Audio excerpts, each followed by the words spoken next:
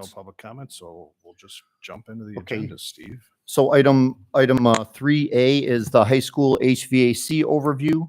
Yeah. I know we talked about this last time and we wanted to come back with a little bit more information. The map that you see really is the high school broken out into 3 phases. The first phase is in yellow, and that includes the freshman area on the second and third floor, so the lower pictures, and then the yellow square on the top right is the auditorium, which currently does not have air conditioning. So we would add air conditioning there, as well as replace and improve the air at the in the freshman area, which we've been having quite a lot of problems with. And again, the whole process that's going to take 3 years is engineered to be able to do certain areas at certain times and really what makes the most sense. The second year is in the green area, and that is the career area, which currently also doesn't have, they have ventilation, but they do not have air conditioning. So that would be added there. And then the third year would be in the orange. The other process is taking and replacing those large old boilers with hydronic boilers, and that'll be a process that the architect is working on with Train with regards to how that's going to look of potentially taking one out while leaving the other one in usable condition while getting a portion of the hydraulics in, and then finishing that up in year 3. It is a big puzzle to kind of put everything together, but this makes the most sense for the engineering and the work that has to go into that. So, Steve, I'm sorry. Where's the auditorium here? on the top, Yeah, that's a gym. I'm Isn't it? sorry, gymnasium. Yes. Okay. I'm that's sorry where if I said I'm sorry. Yeah, I made a mistake on that. That's the gymnasium. Okay.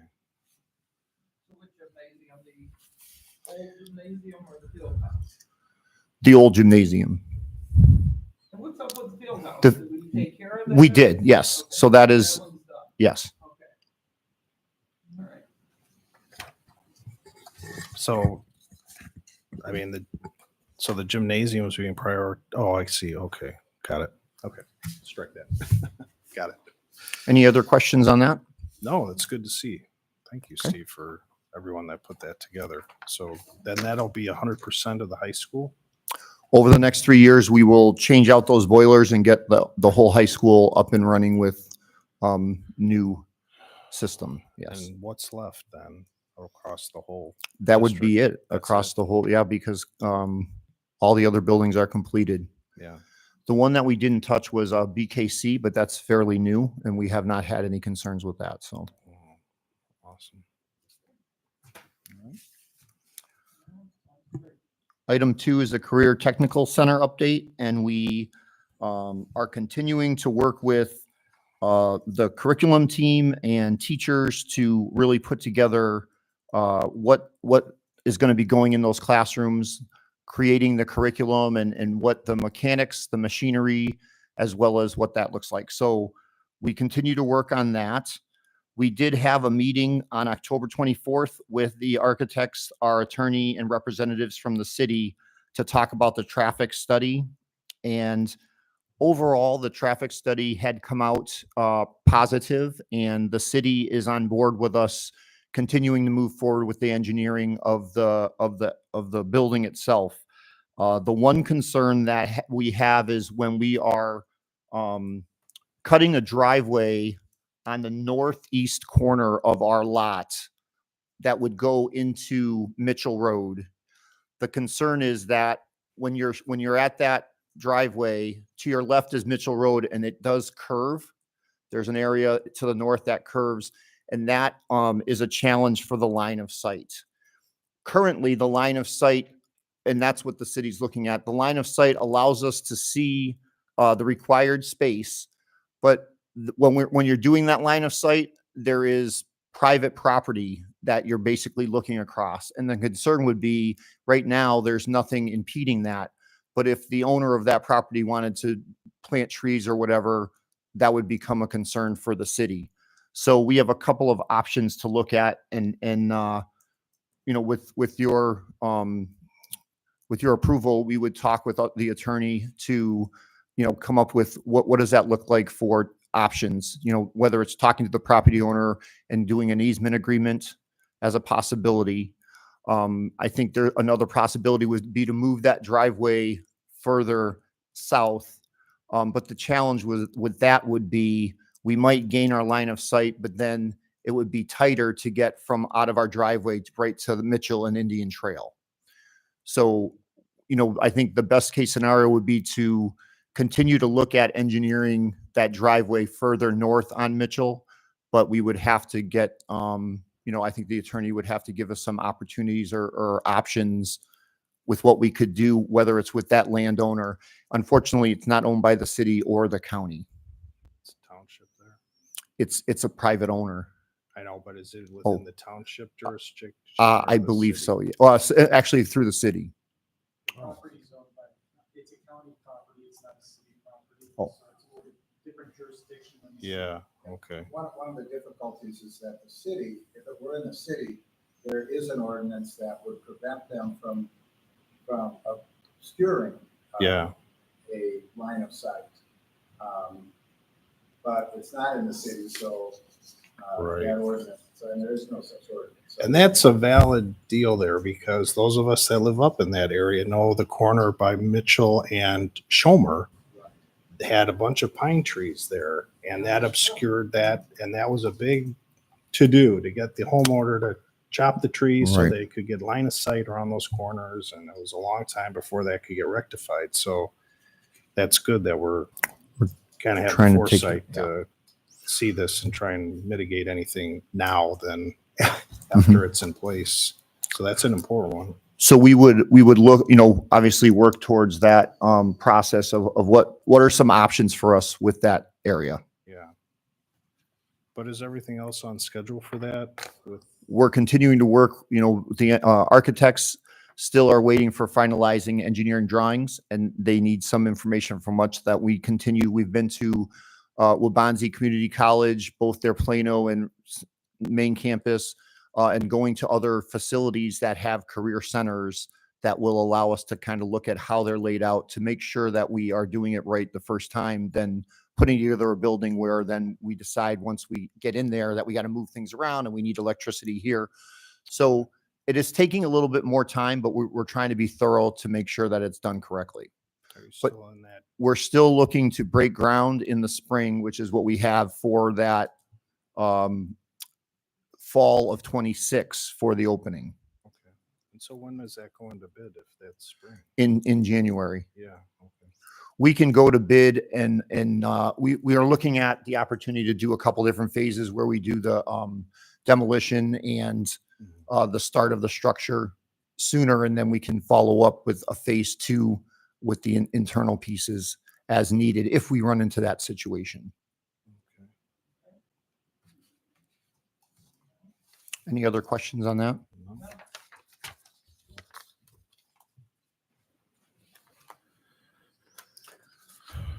The next item is the Fred Rogers exterior stairwell and retaining wall. I know that we've been talking about this for a while.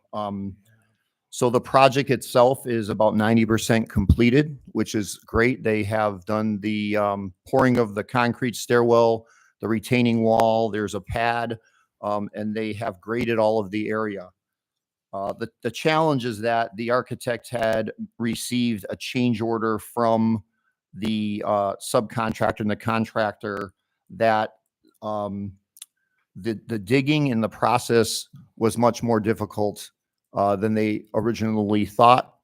And what they thought they were digging on for a week ended up taking over 3 weeks to do. I do have in your packet, there's a change order, and there is pictures of what they discovered, the limestone that was underneath, you know, where they needed to dig. So the challenge is that they did not bring this to our attention. And so the change order was for $110,000. We had originally in the bid was for $788,000, which included $50,000 in contingency. So if we look at the original base bid of $738,000, and we have the right to make up to 10% changes, that would be $73,800. So I think the challenge is that we didn't have the opportunity to either go back out to bid with that overage. The company had said they basically wanted to get the job done, and they wanted to do it in a timely manner, so that's what they did. Okay. That's unfortunate because the board is not gonna approve that. Okay. Period. You know, that is a big difference. So, that's on them. We do not do business that way. We have about $25,000 remaining in the original change that was added. Are we able to Too push? bad. Nope. We've got to stick to our bids. This was an emergency bid. We ended up probably, we didn't bid it out. We didn't have the opportunity to solicit other bidders that may have had a different, opinion of things. And, it just, $110,000, I really have to question that. That's a lot, Okay. and, so, Okay. so we just have to tell them, we don't do business that way.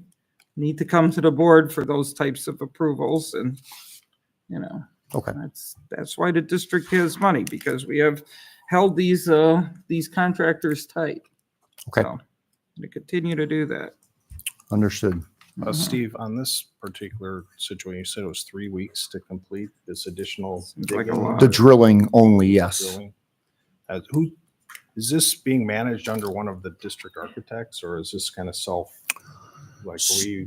it is, DLA Architects was the architect firm. Okay. And then we had the contractor, which was Paul Borg Construction. And then the subcontractor that actually did the drilling was Thatcher. Okay. I'm just thinking, in 3 weeks, didn't someone say, this is taking 3 weeks longer? What's going on? Thinking there's expenses being racked up with people's time and equipment and. Steve, I can speak to that, Steve. Okay. So they had told us that they ran into a digging issue. They did not, they being the contractor, did not tell us what, they said they ran into some limestone. The soil borings or the soil testing that was done before the project started showed that there would be some limestone, essentially, and it's in your packet, a shelf. So 22 feet below the surface, the test pits, the two that they dug, it showed about 2 feet of limestone, and then underneath that, going back to silt and clay and whatnot. So as they ran into that, they noted, we're having a delay because of the limestone. Okay, we knew there was going to be some limestone. It's taking you longer than thought. There were a couple weather days in there as well that would have contributed to the delay. When they did finally complete, I think, and I'd have to go back through the letter here, it was several weeks after they had completed that they came back to us and said, the general contractor said the subcontractor has given us this change order for this amount of money, because what they found was, instead of 2 feet of limestone, it was 15 feet of limestone. So wherever the test pits went, happened to find nicer areas to dig, and where the wall actually went was basically solid limestone or pulverized limestone, fractured limestone. As Ms. Johnson said, they have to tell us when that's going to happen, or when that's happening, to let us know that this delay is going to cause extra cost. They did not do that until after the wall was framed and started to be poured, and et cetera. So several weeks after the fact, they told us that, if it takes them longer, it doesn't cost any money, that's fine, right? And as long as you let us know there's going to be a delay. It wasn't until after the fact they said, here's the actual amount of work we had to do. Okay. Yeah, that's a substantial amount. I Sure. agree with That is substantial. So- Okay. That is really missing the bit. Man. All right. Yeah, I mean, what we have in our board packet here is the subcontractor did not get approval to continue the work because they did not want to fall behind, and the drilling had to be completed. Mhm. I mean, that's pretty weak. I mean, I understand the context of that, But to say, well, that's why we did it, and it's going to cost you $100,000. And I think the difference is know. if it's 10 grand versus You 100 know, grand, I there's a mean, big difference there. There Yeah. should have been some gatekeeping there that said, hey, wait a minute, we got to get approval, to use this money. I mean, that's a substantial amount. So, Okay. Yeah. All right. No doubt, yes. The next item is can I just ask on that one? So how often do we have people that represent the district's interests visiting these sites, these construction projects that we have going on? we have, Just checking in to say, wait a minute, that was supposed to be done 3 weeks ago. yeah, in this particular, I mean, we have weekly meetings where we talk about how things are going. And I would just say between the weather and, again, we have a meeting where they say we're drilling, but they didn't put a cost to it. Or that we're running into some limestone issues, but didn't put a cost to it. So, Yeah. Okay. Okay. Hmm. Well, that's unfortunate, but we're not going to just willy-nilly give them more money. Okay. Again, that would be fine, but they did not, give us the opportunity to bid all of this out. So. sure. Okay. Mhm. All right, the next item. Is the CASIA cloud software patch management system and remote management system. We currently use a company, Manage Engine, for our cloud software patch management. They have drastically changed their pricing. So we went out and looked at some other opportunities, other companies, and we would like to move to this CASIA because it does the same functions as Manage Engine. But it also adds the benefit of being able to offer remote support to our users, even when offsite, which is a big plus for us because people do work at home as well. So we're looking to switch this over. Okay. That is fine. Okay. And then the last item is the work order summary. And I know there were a few questions. I have AJ to answer if you want to take a look, if you have any questions on this. It just breaks out the work requests a little bit more. Why don't you highlight that for us? So we had a pretty busy month in October. We had over 400 work orders that were generated and assigned to our staff.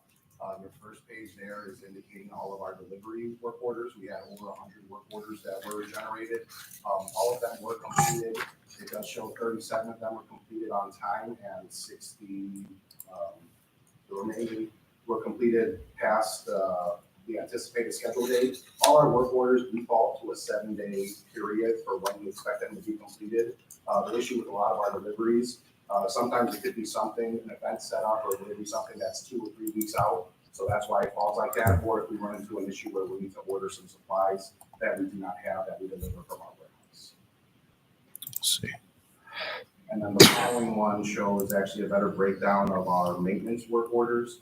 We had over 300 work orders that were created and completed. 71% were completed on time and 29% completed after that 7-day period. It's a little bit more unique for our maintenance guys. They're kind of at the mercy of working around the kids' schedule when they're there. We have to lean on our night maintenance sometimes to do some of that work. Otherwise, we're either waiting on parts or waiting for availability of spaces to complete work orders. But over 400 work orders came in and completed in the month of October, which is a busy month for us. As well as ordering parts. Sometimes the mechanic's ready to go, but we have to wait for the part to get in. In that pie chart down there on the right-hand side, just above the bar graph, for example, like heating and cooling, there's 33 work orders that come in. What can you characterize those? Because since we put in new equipment, I'm just curious, what is in that category? Anything from my room is too cold to maybe we do have new HVAC. We do have some systems that are older that didn't quite get that shelf life of where we needed to replace them. Oh, So I it could be see. an issue on those, but it could be something as basic as it's too hot or too cold. And then the safety and security, they're what, That 42 most there? likely is probably related to most likely a door issue. Sometimes if the door isn't latching correctly, or once if safety security officers or our building leads find something, most likely they're not. Gets put into that category there. Okay, do you have any other questions on that? Annette? No. No? I don't have any either, Steve. Okay. So, is there anything else? Nope, not at this time. Annette, do you have anything else? No, for nothing else. No, meeting here I tonight? think we're fine. Okay, we're adjourned 6:22. Thanks. Steve. Thank you. Thanks.